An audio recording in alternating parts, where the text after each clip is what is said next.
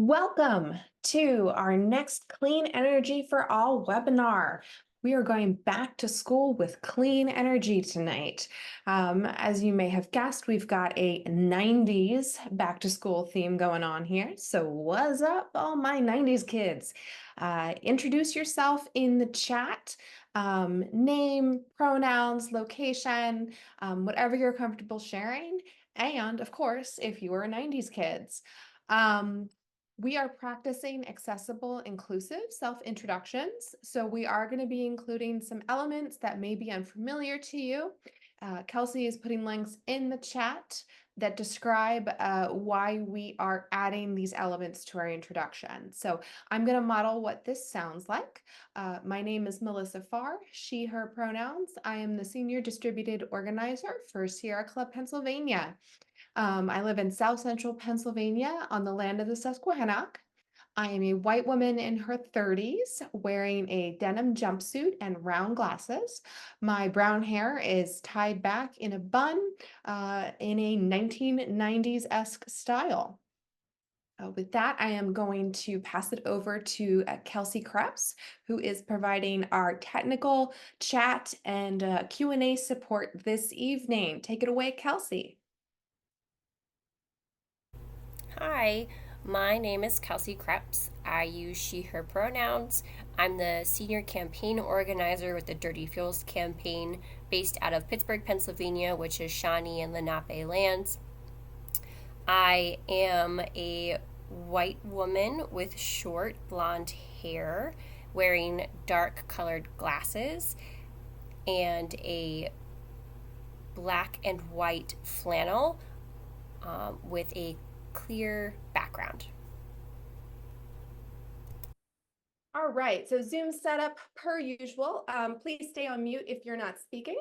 Feel free to turn on your camera if you're comfortable, but we are recording, so keep that in mind. Use chat to ask questions or ask for technical help.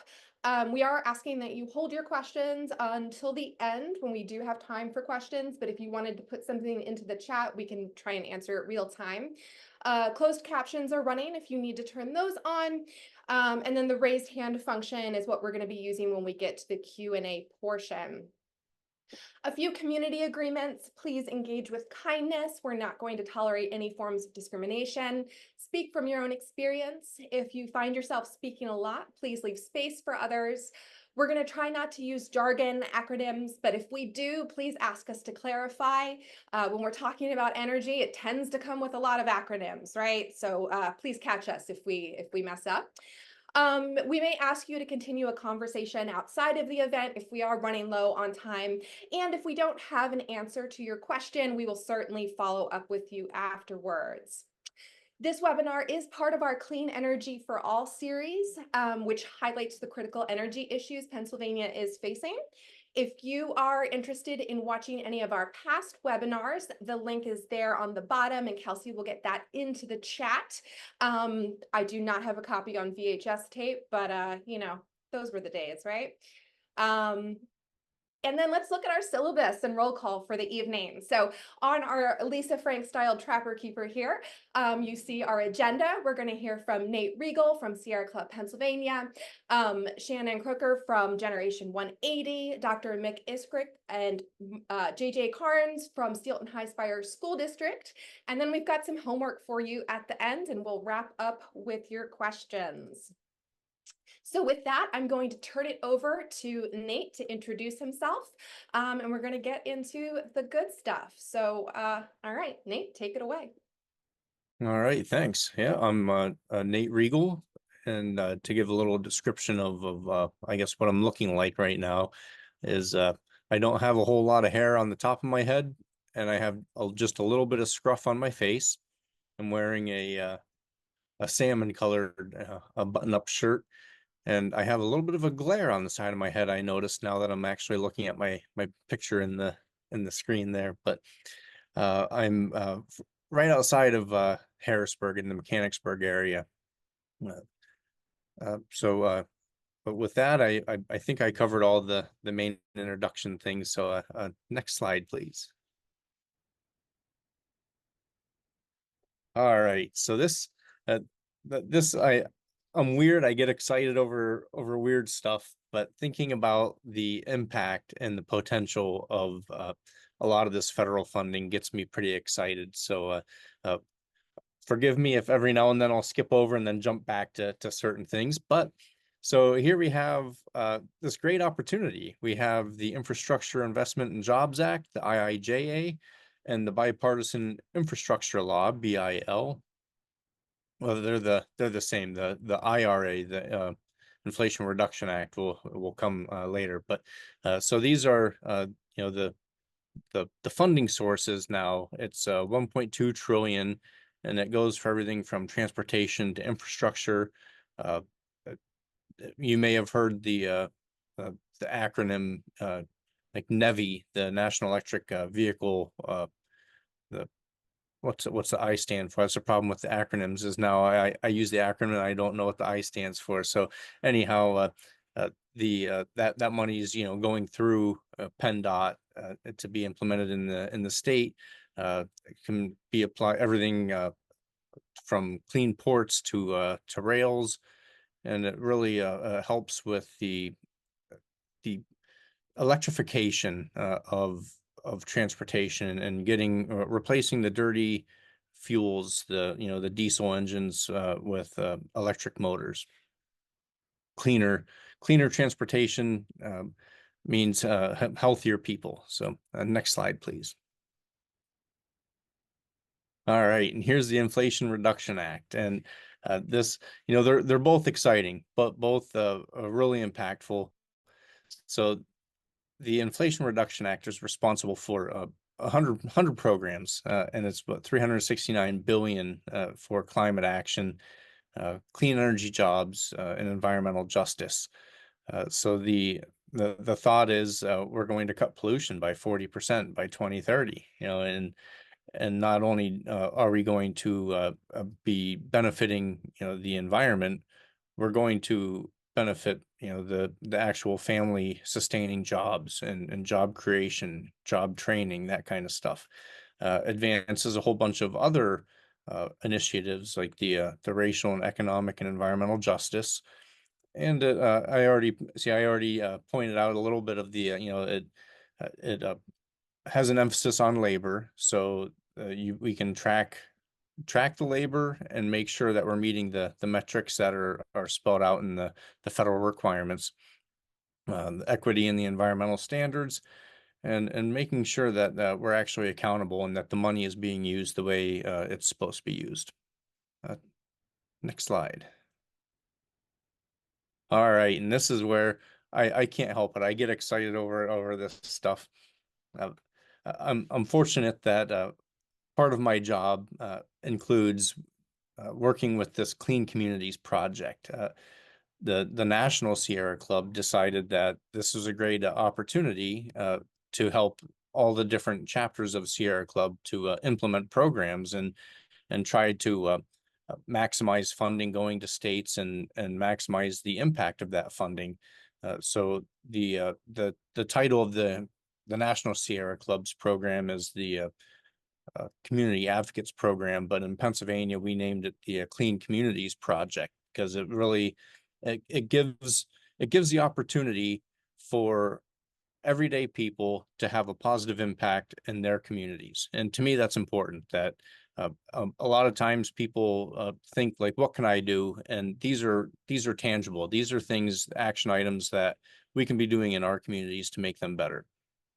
So the goal was actually to for us is we're going to maximize the federal funding coming into Pennsylvania, and the approach is we're going to focus on schools and maximize that impact on our schools to benefit the communities and families. And one reason, well, there's multiple reasons, but one is the logistics. Everybody lives in a school district. The other is the thought that there's a lot of programs that are available for schools, so we can bundle up the message and present a lot of different programs at one time.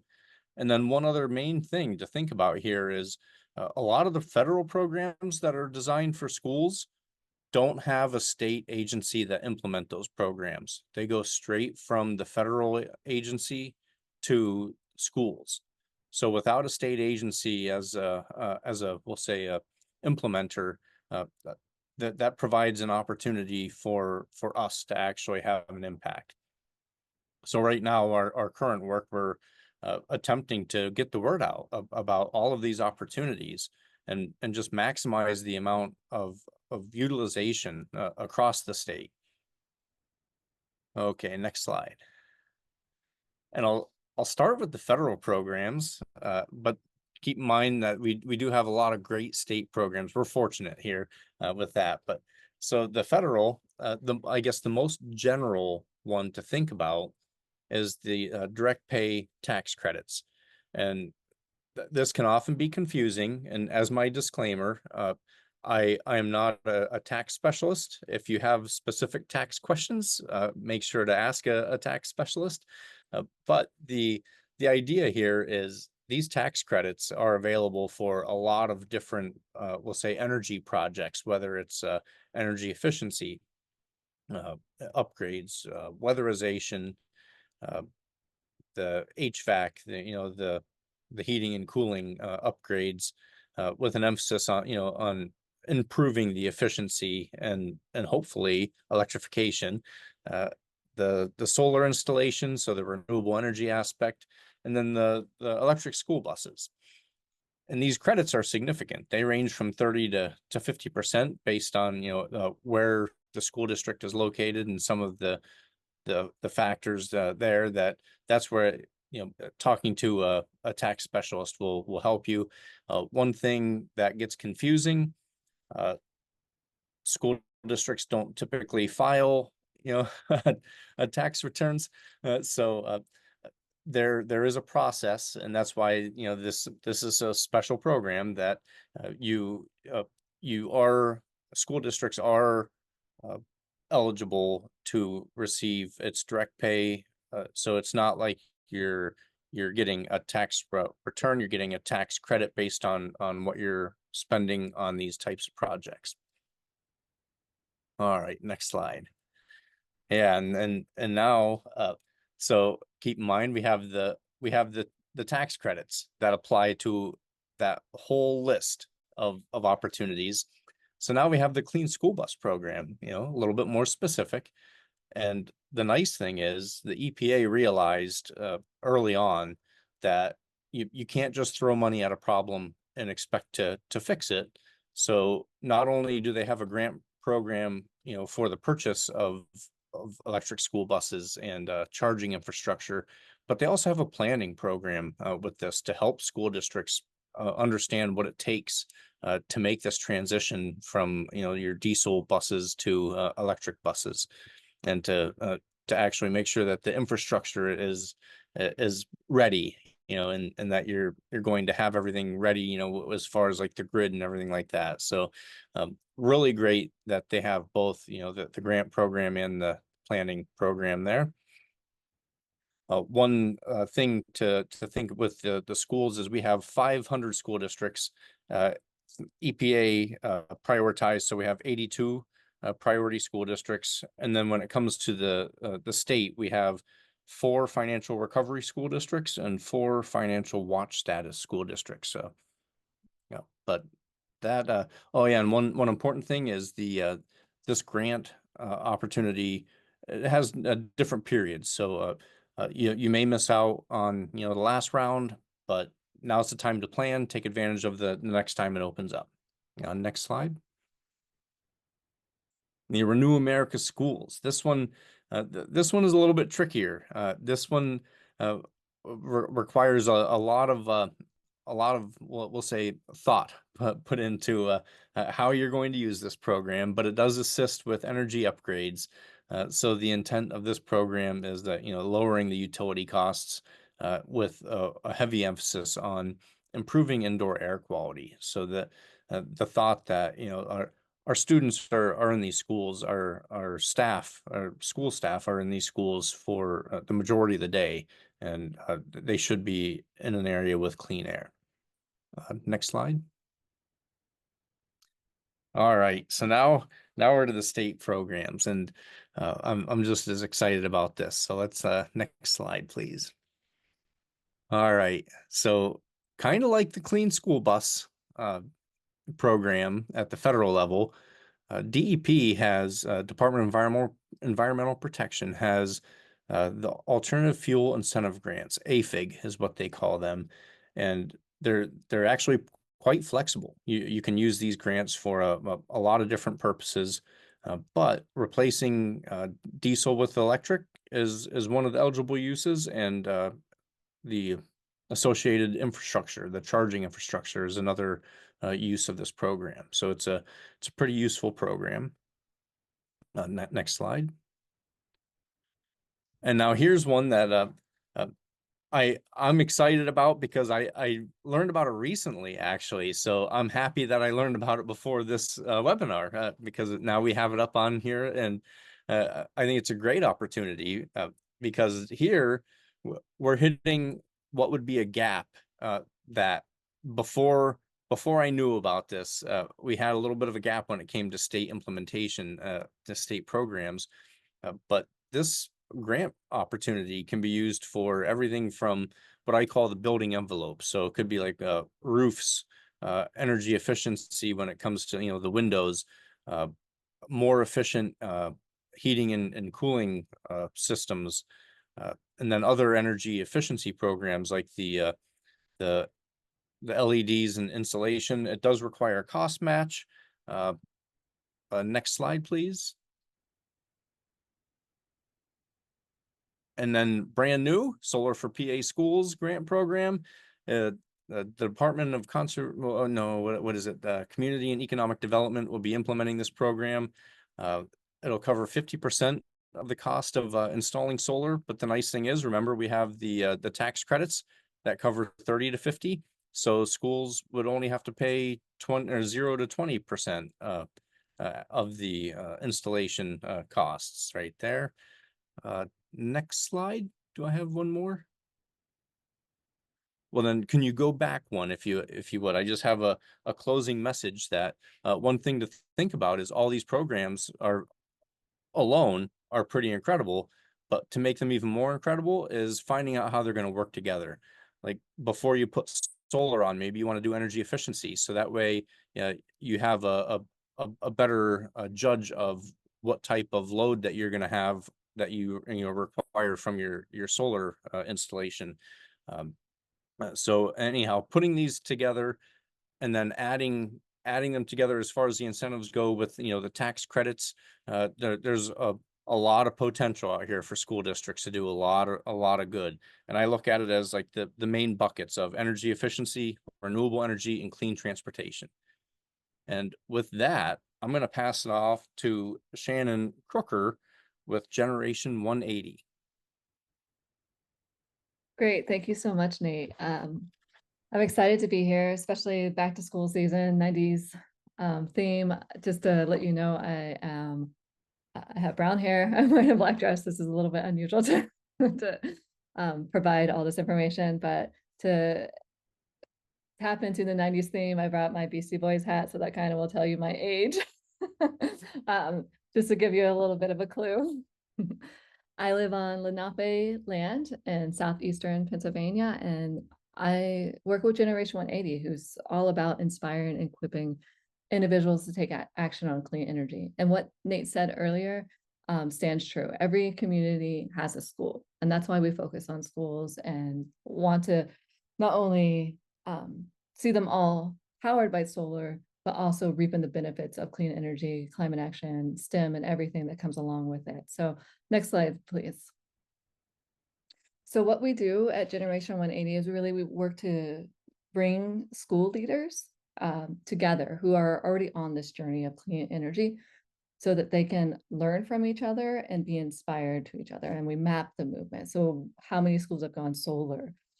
You can go to our website and you can find out if a school near you has gone solar, and you can reach out to them, or you can reach out to someone that's in our network, because just like any other industry, school leaders trust their peers.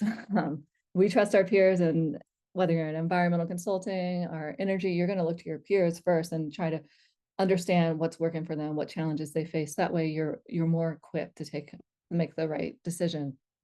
And ultimately, what at the heart of everything we do is to make clean energy much more accessible to everyone, not just people that have great property taxes that they can tap into. You know, we want all the schools to be able to access solar energy, as well as all individuals, no matter what zip code they're in.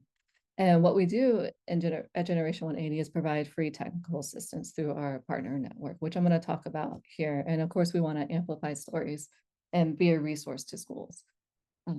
Next slide, please. So when it comes to our technical assistance, what we do is really usually the first step is education. Like we go and meet with schools where they are, and we talk to them about the benefits. We talk to them about some of the things you want to think about, and if this is a right fit. And if they decide that they want to explore whether this makes sense to them, we're going to start collecting data. Like we're going to look at a year's worth of electricity data and what their roof constraints or space constraints might be, and walk them through the process and whether it makes sense to own the system directly, especially with the incentives that Nate just spoke about, or if third-party ownership makes sense for them. Up until the Inflation Reduction Act, and we don't have enough data right now, almost 90% of schools have tapped into the third-party ownership model because they were able to go solar with no upfront capital costs. Of course, there might be some negotiations and legal fees that go into the upfront costs, but for the most part, they're able to go solar without it. And then, of course, we're going to include all the incentives so that they're better equipped. And then if a school wants to potentially look at procurement, what we're going to do is leverage the Pennsylvania Department of Environmental Protection's Solar Schools Toolkit, which is some of our partner organizations such as Philadelphia Solar Energy Association, Pennsylvania Solar Energy Industry Association, and a few environmental people like Ron Celentano, Roger Clark, who developed this, which has all the information in there so that you can make a really wise decision when it comes to what might look good in an RFP and what you might want to look for. But it's just guidance that we're going to provide you, and you ultimately make the decision. And we're also going to work with whatever state and federal programs. We're going to include those into our technical assistance. Next slide, please. So this is the options, like whether we would look at whether it's roof or ground mount. And of course, each school district is different. Yes, thank you, Kelsey. Request for proposals. When you're in this world, you kind of think it's the norm. So I appreciate that. So these are just two different schools and what their feasibility options were for their solar design layout. So that would be part of the process. Next slide. And then this is just something I talk off the internet. I don't want it for confidentiality reasons. I wouldn't want to share anything that our partners have provided, but we would look at your energy uses, how much the solar is going to offset, and what that's going to be mean to your pocketbook, right? Like to your budget, like how much money are you going to save once you include all the incentives, whether the Act 129, the tax credits, and how that looks over a year, and what type of equipment you might want to look at. So these are just some of the analysis we would provide. And it's going to depend on what partner we're working with to get you this information. But this just a quick snapshot. Next slide, please. And then of course, I should be completely transparent. These projects do not happen overnight.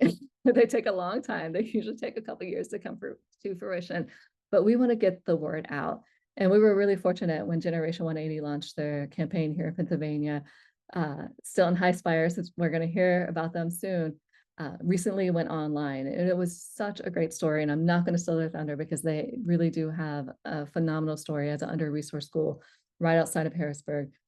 They've been a great partner and a leader getting their story out. So Dr. Mick Iserick and Jay Carnes are going to share both a little bit about their solar clean energy journey, and how they're really working to not only lead by example, but they're inspiring other schools. And we've been able to visit their school several times with Rep. Fiedler to talk about the Solar for Schools bill and all the other great opportunities that they've received because of going solar and electrifying their school bus, which I'm going to pass it on to Dr. Mick Iserick and JJ, who will talk about their experiences and how they've leveraged some of the federal funding and state opportunities that are here. Thank you. Good evening, everyone. My name is Mick Iskrick. I'm the superintendent of the Steelton High Spire School District. Just want to say thanks to Shannon for the introduction and where we're heading, and also Sierra Club. You know, Melissa, Nate, Kelsey, you guys laid the groundwork here, so we got a pretty good story to tell. Just so you know where I'm at. We're actually in Steelton, Pennsylvania, which is 2 miles south of Harrisburg, Pennsylvania, our capital.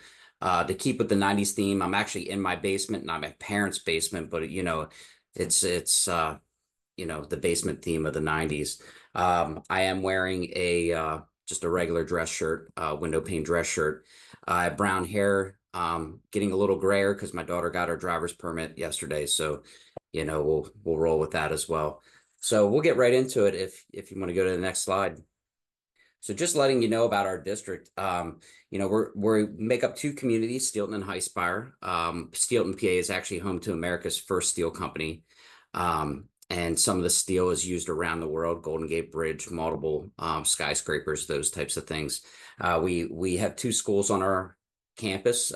We serve 1,350 students, and 95% of our students are economically disadvantaged. So they come from some serious backgrounds that have a lot of challenges. We work with an $11.7 million deficit, you know, per year. That roughly equates to about $7,500 per year, or I mean, per student, I'm sorry.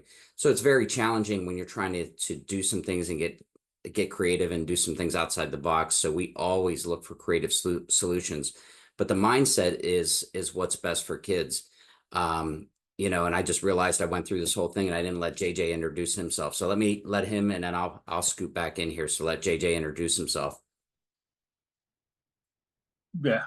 Hello, everyone. My name is JJ Carnes. I am the business manager of Steelton High Spire School District.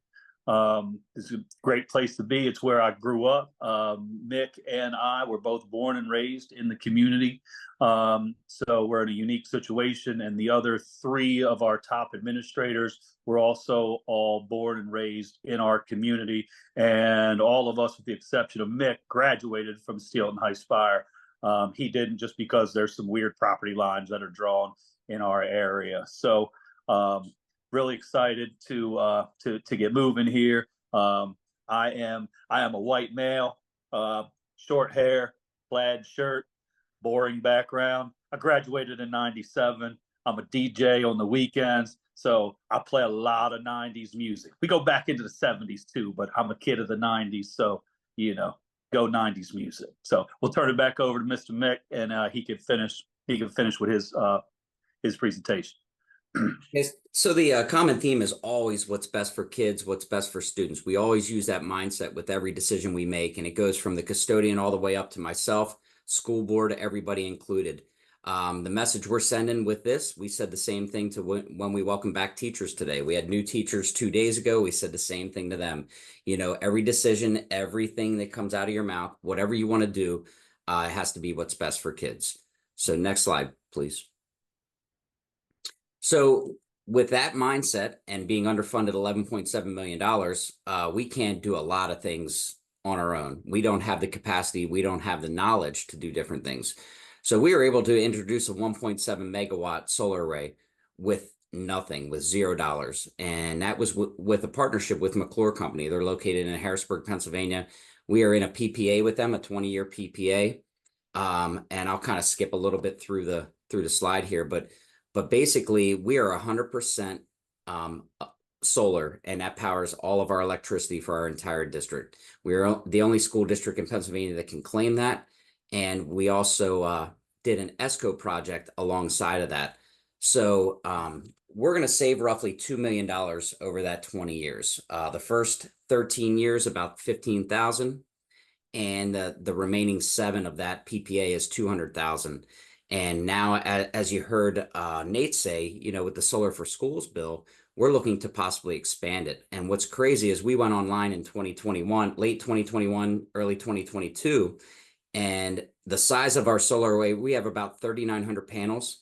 And we just found out 2 weeks ago that as the technology has advanced so much, we actually, if we had the same amount of solar panels, we would have a 3.4 megawatt solar array on our field. So You know, you're looking at 2 to 3 years, just how technology has just expanded and grown.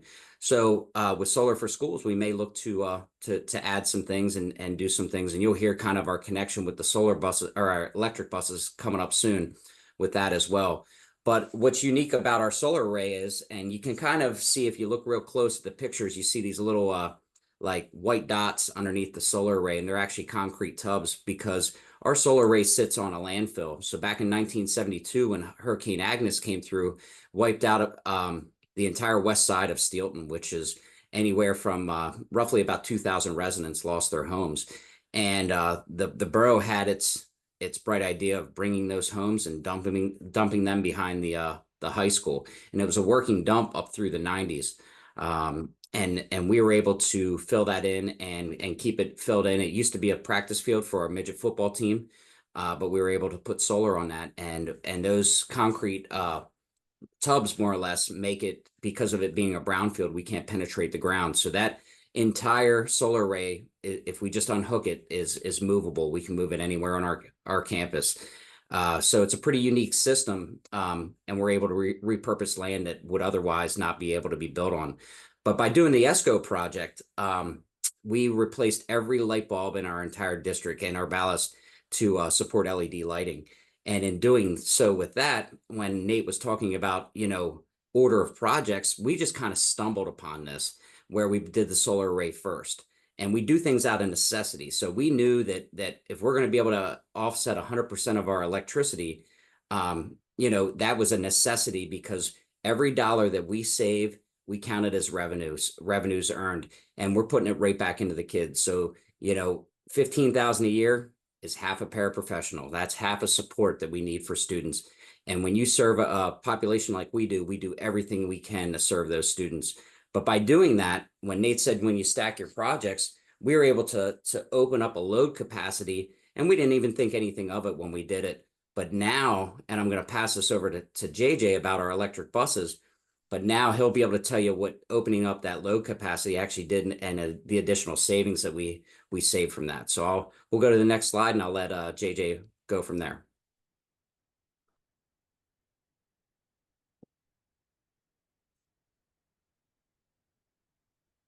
Oh, there we are. All right, everybody. So as Mick said, we secured 6 electric school buses, which we used through which we were able to do through the through the EPA's Clean School Bus program. We got through in round 1 for us here at the school district. Once again, for me as a business manager, I'm always looking for savings. So when I saw the email about the Clean School Bus project, I read it, and I saw it was for every single school district in the country. I thought there was no way we would ever get it, but I figured I wouldn't. I looked at it as, I'm not doing the best job I can do for the school district if I don't at least try. Well, lo and behold, we were awarded the buses. I restarted my computer and reopened the email to make sure that it was real, because I didn't think that it was.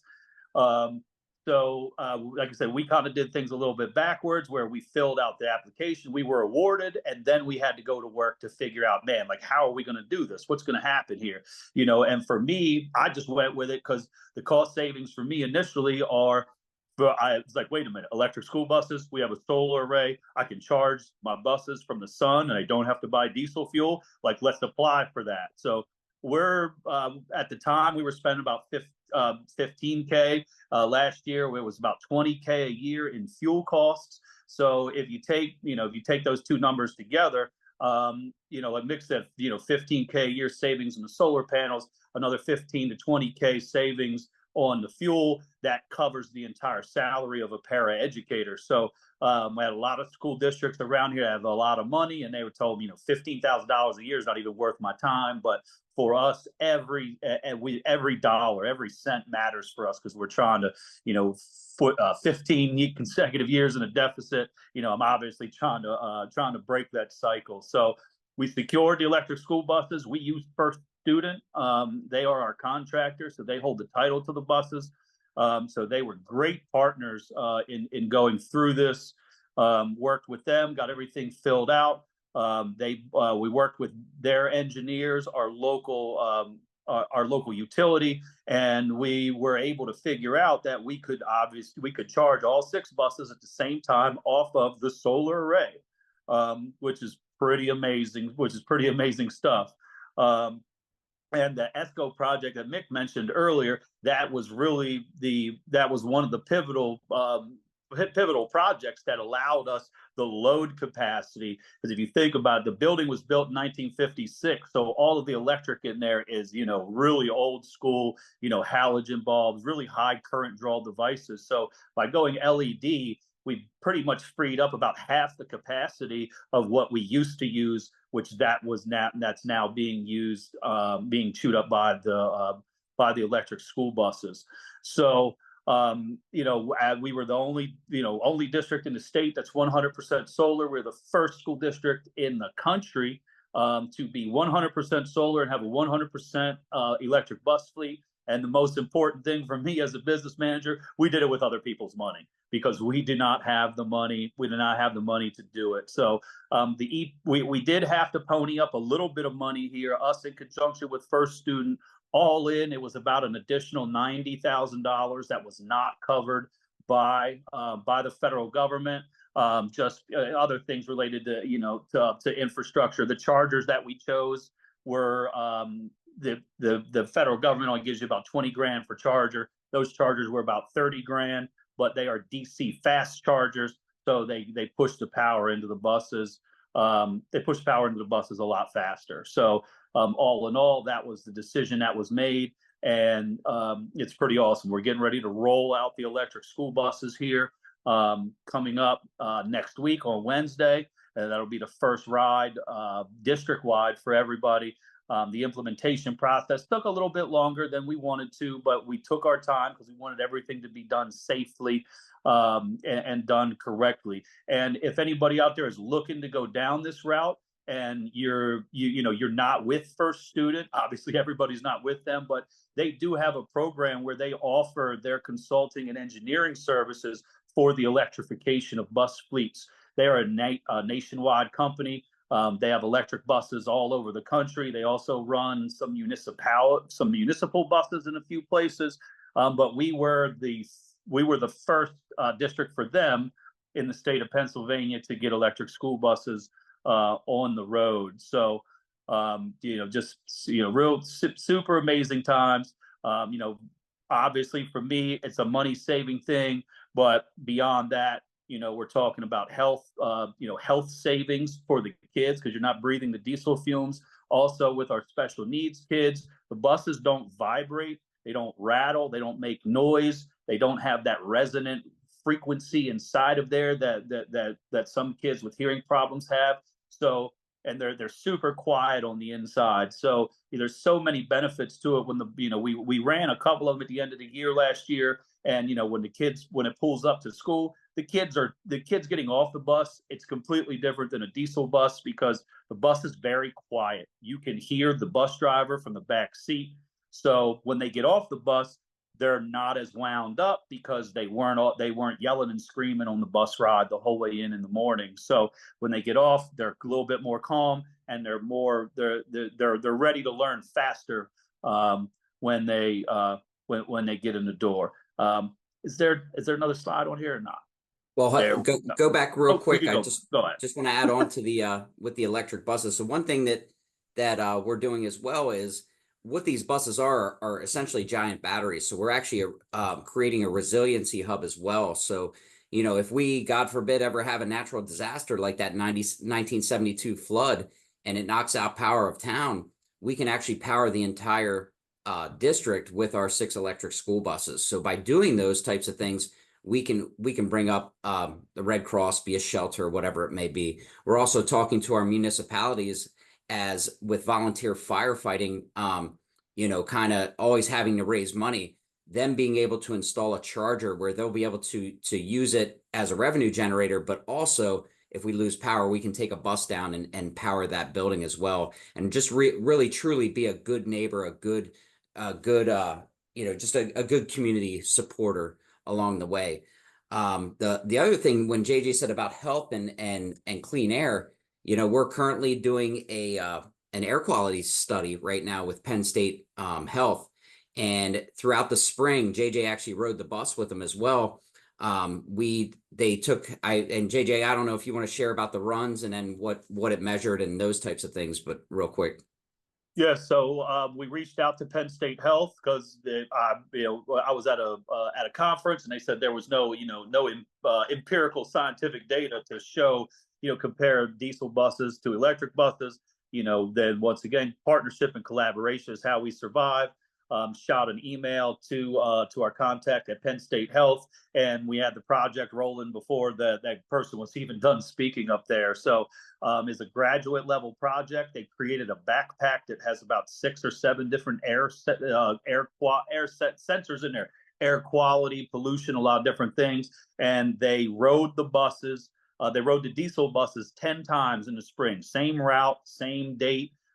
Just so repeatable results. And now here in the fall, now they are going to come back. We're going to repeat the same thing on the electric buses, and then the graduate student that's working on it, he's going to put everything together, and we will have hard scientific data to show the differences of what the air quality is inside a diesel bus, and also the air quality outside or in a diesel bus and in an electric bus. And then through partnership, there are little purple air sensors all over our school district. They're in the building, they're outside the building, they're on the roof, they're on the ground, because it immediately exploded at Penn State because they were like, well, if you're testing air quality on buses, can we test air quality here? Can we test air quality there? And as Mick noted in the first slide, we have the oldest steel plant in America, the first one, and it's still running down there. So obviously that thing has been polluting to our communities to some degree for the last 200 years. So work going with the electric school buses, being able to go solar and go green and reduce our greenhouse emissions and reduce our dependency on fossil fuels. Just doing the best we can, circling back around always to what is best for students. Well, riding in a clean electric bus, definitely what's best for students. Not breathing diesel fumes, what's best for students. And once again, as a business manager, my favorite part is it didn't really cost us any money. So that's what gets me fired up. Like Nate got fired up earlier about the money. I get fired up about not spending money. So that's kind of our story, and that's one of the things. And there's our contact information. So if you'd ever want to reach out, come for a tour. Just so you see, the top 2 pictures on the left is our solar array ribbon cutting. On the right's the electric buses ribbon cutting. On the bottom left is our solar array, and on the bottom right is our buses. But you can see how close in the same picture in the bottom right, and even on the left, the buses are right there next to it, and it's right next to a playground. The kids play right next to it. So when you really look at this, the thing that we're super proud about is our kids are learning by example. They're seeing what we're doing. They're really moving forward. And I know Kelsey put our dashboard in the display or in the chat as well. And I don't know if we can pull that up now or if you pull it up on your own time, but that's real-time data. And our teachers have that real-time data. They're using that in their curriculum. They're using it in the classroom. Our students can access it on their Chromebooks. We have kiosks in both buildings. So when people come to our sporting events or family nights, anything like that, they can see the carbon footprint that is being reduced because we're being clean energy stewards and good community partners moving forward. So we'd like to thank you guys for your time. And this is pretty amazing that the Sierra Club invited us to share our story. And, we love sharing it. And I'll be honest with you, JJ and I we don't have any notes in front of us. We just really talk about it, and we really are passionate. We love it. And the bottom line is we're doing what's best for kids. So thank you. Yeah, thanks everyone. Thank you both so much. Really incredible stuff from Nate, Shannon, Mick, and JJ. I get excited by y'all's excitement. And so I get to pitch your homework for everyone who's watching this. Also for folks that couldn't join us, if you're watching the recording, this homework is for you as well, because, school can be virtual now, right? You don't have to be there live.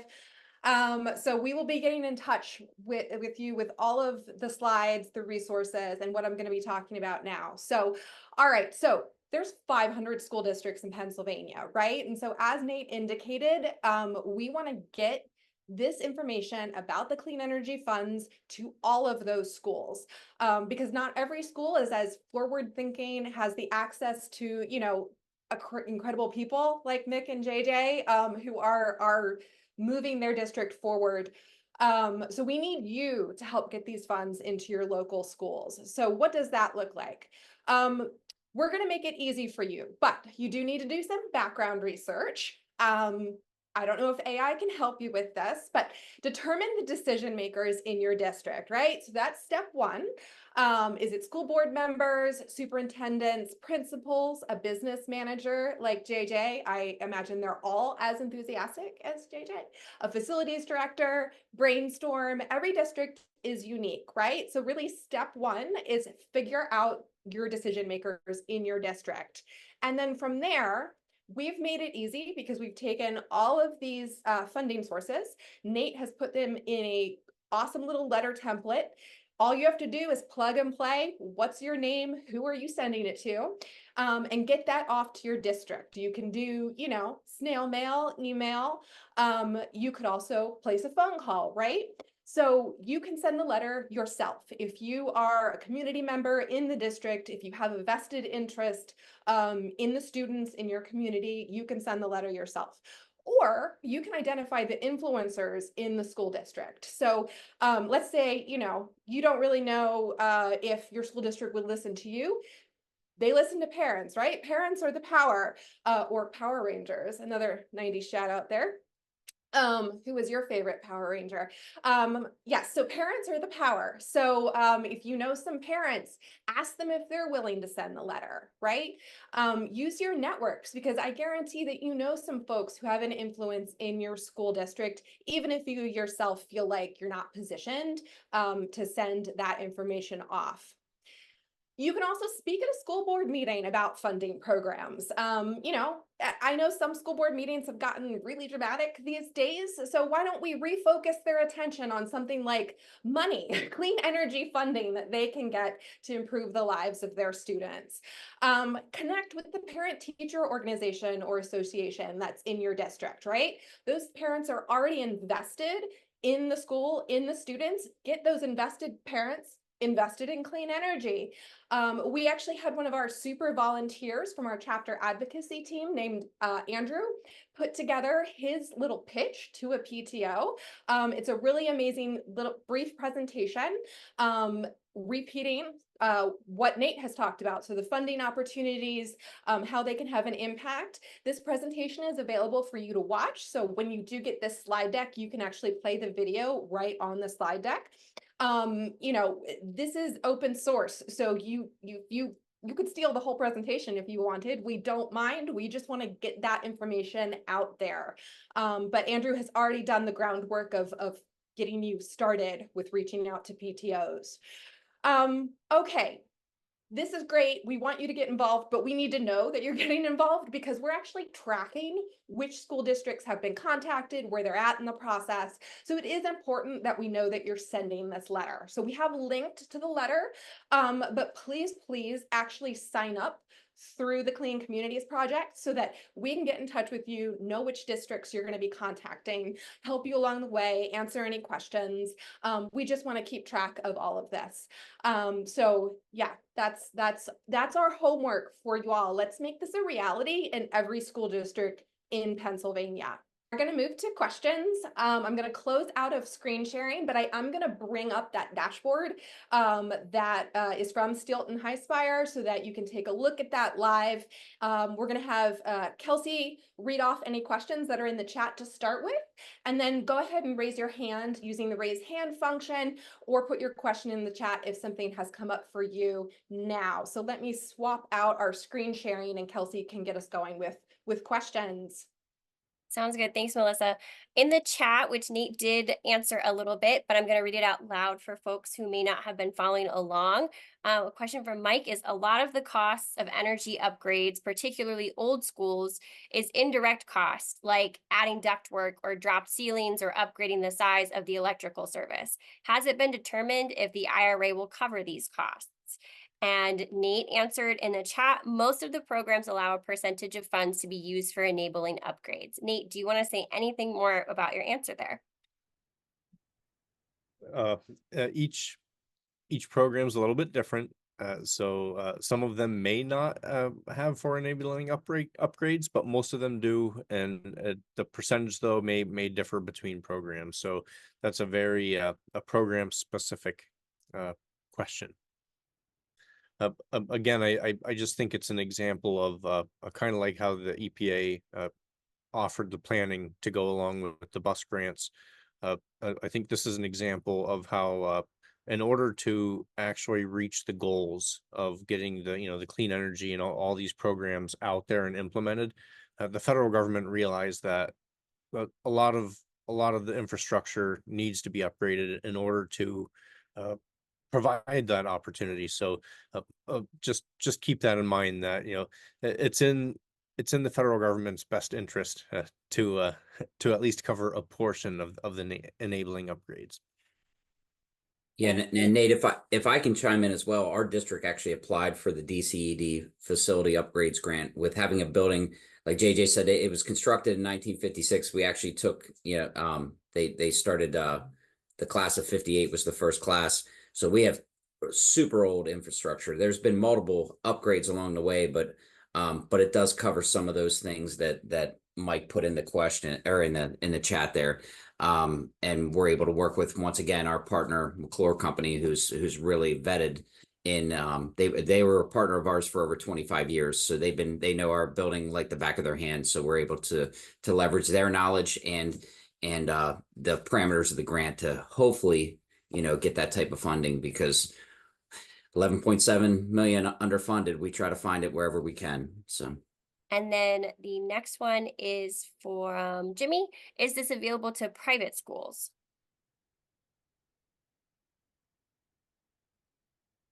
And I just answered that in the chat, but I can go ahead and answer that now too.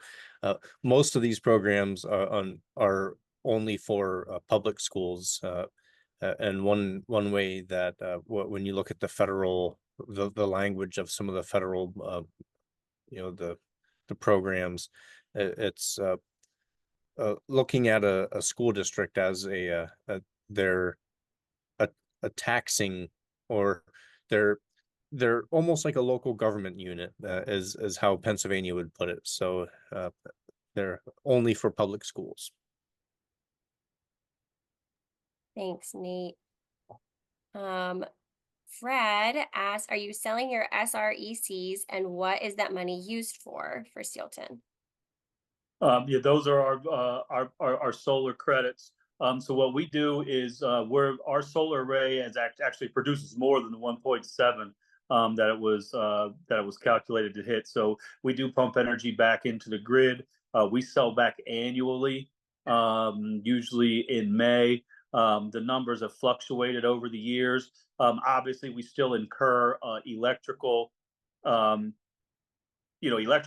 because we're still consuming energy when the solar, when the sun is not down. So all the solar credit money that we get back, we get a check from our local utility, and then that just goes to offset the cash that we have to put out for the rest of our electrical uses. So just to be clear, our solar array is just the array. We do not have any battery storage specifically for the solar array. It's battery storage is pretty much double the amount of the array. We do have battery storage in the buses, but we just brought them in, so that's a whole different setup. But for us, once again, we do still chew up energy, and we have a football field that's not that's a little bit further down the road. That's obviously not connected to the solar array, so we incur electrical charges over there. So it just goes to offset the overall electrical costs for us. Thanks, JJ. Fred, I saw you came on camera. Do you want to ask your other question in the chat out loud? Or would you like me to do it? I can do it if you want. Yeah, I was just wondering, there's a new field developing of agrivoltaics, where or solar voltaics, and they're using like agricultural practices with solar arrays, such as bee-friendly pollinators planted along the solar, such as sheep to keep the grass down and so forth. Do you use any of those practices with your solar, or thought about doing that?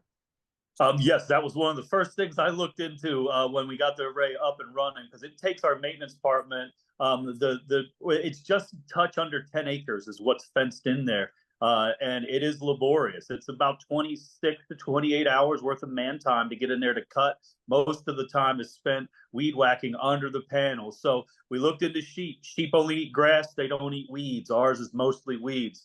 Goats, another option, but goats jump up on the solar array and goats rip things out by the root, which kills the grass, which we can't do because it's brownfield.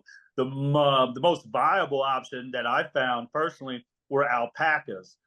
Because they eat grass, they eat weeds, they're pretty much self-sufficient, but then you have to deal with husbandry. You still have to build a shack for them.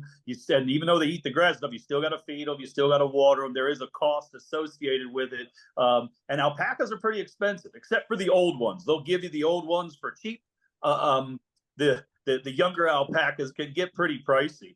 And where we're in an urban area, but where our field is, I mean,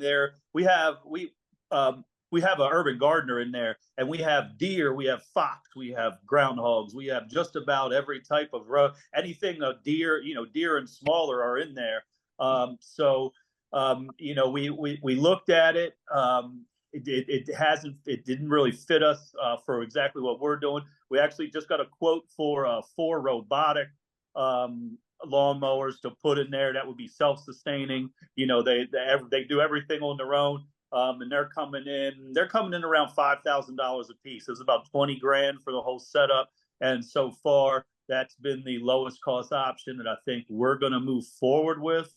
But here in central Pennsylvania, I have seen a lot of the agri-solar where they take the solar panels and they're 6, 8, 10 feet off the ground, so that you can still, the grass still grows underneath, so sheep can graze, goats can graze, and in some cases they're even growing food crops because you can plot where the shade pattern is that's projected by the solar array, and then you can plant things that thrive in the sun on one side and things that thrive semi-shade on the other side. So but I do know, just doing a little bit of research on those, the infrastructure that you need to get those things that high up off the ground also gets pretty pricey and can sometimes be price prohibitive, in the installation because of the high cost of it. So I would love to do it. Mick even talked about, when we talked about sheep, because our mascot is the steamroller. So we're like, hey man, we'll sell roller wool.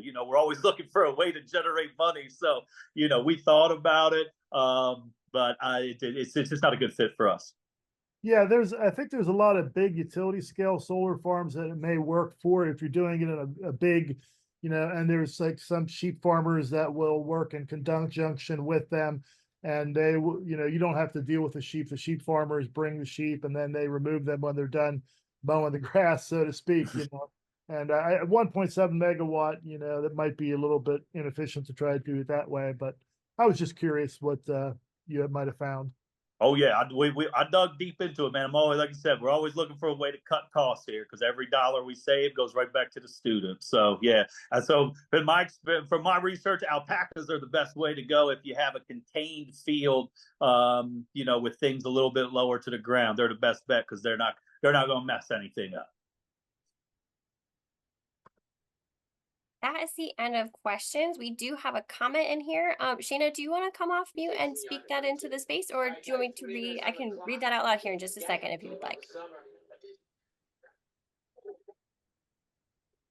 Not a question, but just a resource to post for grant funding. The USGBC Center for Green Schools is currently offering a grant writing toolkit to apply for the EPA Community Change Grants. Don't have the link, but Google USBGC Center for Green Schools Community Change Grants. And there's a training that starts next week.